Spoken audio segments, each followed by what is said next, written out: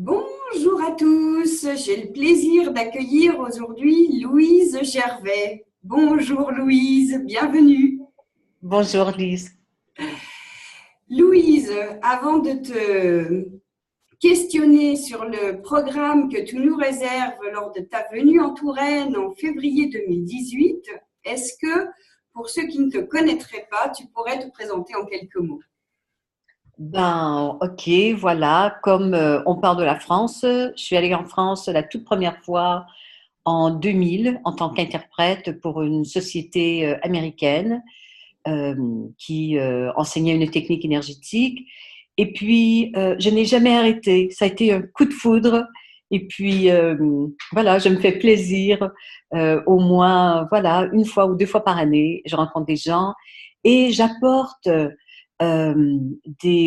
voilà, au début, c'était des techniques énergétiques et euh, voilà, des techniques énergétiques. Je rencontre des petits groupes ou des grands groupes et je n'enseigne pas nécessairement, mais j'anime des journées de découverte et d'exploration euh, voilà, de techniques et de philosophie amérindienne, inspirée du taoïsme et ainsi de suite. Alors, D'accord. donc je m'amuse. Ok, super. Merci Louise, en tout cas pour tout ça, tout ce que tu nous apportes. Et puis aujourd'hui, je suis ravie de tourner cette petite vidéo avec toi parce que j'avais envie de te cuisiner un peu sur le programme que tu nous réserves quand tu vas venir en Touraine, donc les 11 et 12 février 2018. Voilà. Et donc tout d'abord, pour cette journée de dimanche, si je ne me trompe pas, de dimanche 11 février, c'est une journée sur la résilience intelligente. Alors, est-ce que tu peux nous en dire un peu plus? Oui, avec plaisir, avec plaisir.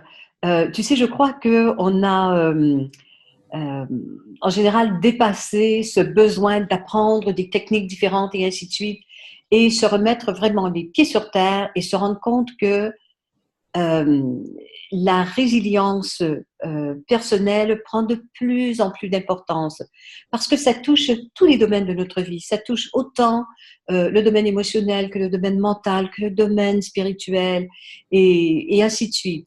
Alors, à partir des questions, des besoins des participants, bien sûr que je parle de quelques approches, de quelques méthodes, de quelques techniques, de philosophies qui sont très importantes pour apporter la résilience. Et je mettrai peut-être un focus particulier sur des exercices d'un institut de recherche américain qui s'appelle HeartMath, Mhm. qui focalise sur qui focalise sur la respiration, focalisée sur le cœur. C'est très, très, très intelligent et je le combine avec les découvertes et la philosophie simple et facile d'un acupuncteur américain ou enfin chinois-américain qui s'appelle Tom Tam et voilà les enseignements amérindiens que je vis depuis des décennies en fait. Euh, alors voilà, c'est tout ça pour euh, augmenter en fait notre résilience dans cette société qui en a vraiment, vraiment besoin. Alors, Super, j'ai hâte. Donc, je sais qu'à la suite de cette journée, tu nous réserves une petite soirée Tongraine de mhm. 17h30 à 19h30, le même jour que cette journée résilience intelligente. Et puis alors, tu nous as fait la surprise le lundi 12, pareil, pour terminer en beauté sur une jolie soirée, tu nous as annoncé une soirée Pachamama. Alors là, il faut nous en dire plus. Ok, alors ben voilà, l'Alliance Pachamama, c'est une alliance qui a été créée il y a plus de 25 ans maintenant entre des Américains, surtout qui sortaient du domaine de la finance et peut-être un petit peu de l'exploitation, euh, qui ont créé une alliance avec une nation en particulier, les Hachoirs d'Équateur. Ils ont ensemble créé une formation qui s'appelle Réveiller le rêveur, changer le rêve. Et mon mari et moi, parce que ça c'était déjà en 2008, je crois, On habite dans une province où on met beaucoup d'importance sur l'environnement, sur la préservation de la terre et ainsi de suite.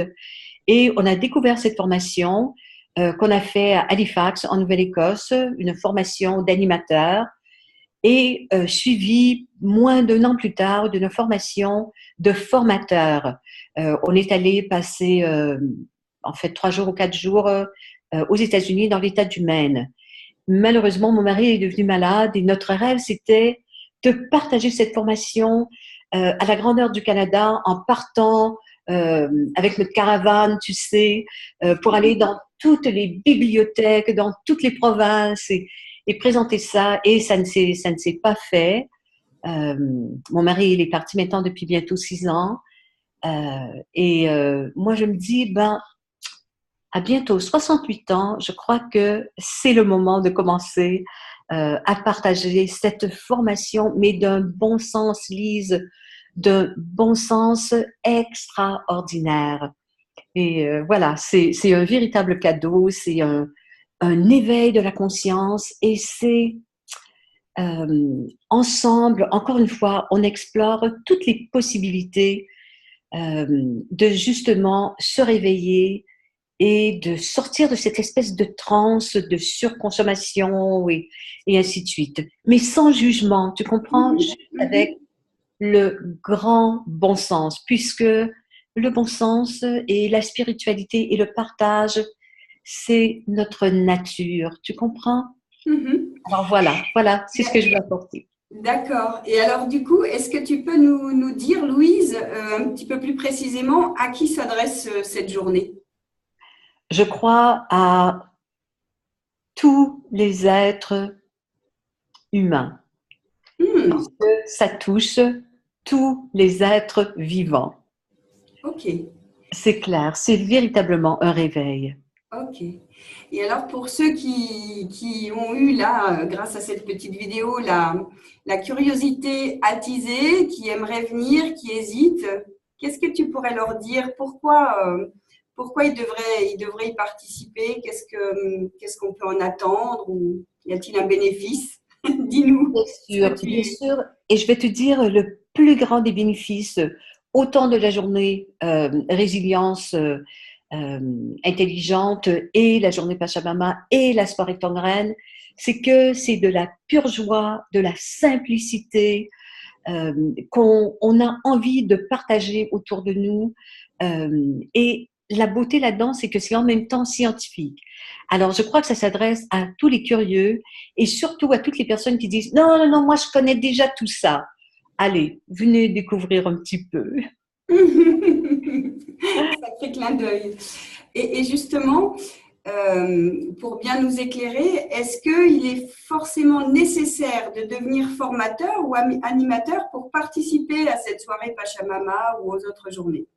Bah, écoute, je crois que d'une façon ou d'une autre, on devient animateur, que ce soit une personne à la fois, que ce soit dans le cadre de notre œuvre actuelle, autant pour des thérapeutes que des enseignants et tout.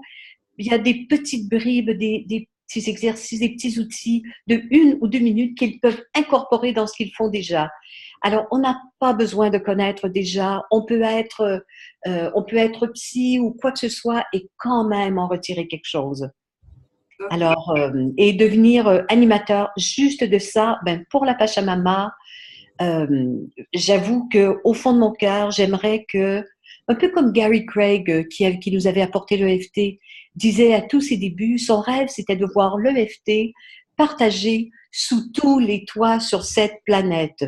Et la Pachamama, avec son grand bon sens, et le Tongren, avec son grand bon sens, et sa science tellement pure et tellement vraie, je crois que l'intention, c'est la même chose, qu'on puisse oh, juste avoir cette envie de voir ça vécu et pratiqué sous tous les toits sur cette terre. Ah. 2018, hein. Et donc, par rapport à ces journées où tu vas venir nous voir, est-ce que tu veux nous préciser ou ajouter quelque chose? Ben, juste que qu'est-ce que j'ai envie de vous rencontrer. Ah, c'est génial. Bah, nous aussi, on a envie de t'accueillir et de partager avec toi, avec le cœur. Belle Merci. journée. C'est belle journée. Super. Super. Eh bien, écoute, Louise, je te remercie en tout cas d'avoir répondu à toutes ces questions. J'espère que ça aura donné envie aux gens de venir nous voir en février.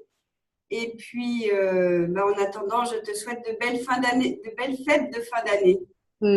Merci, À chérie. très bientôt, ma Louise. Merci. Bisous.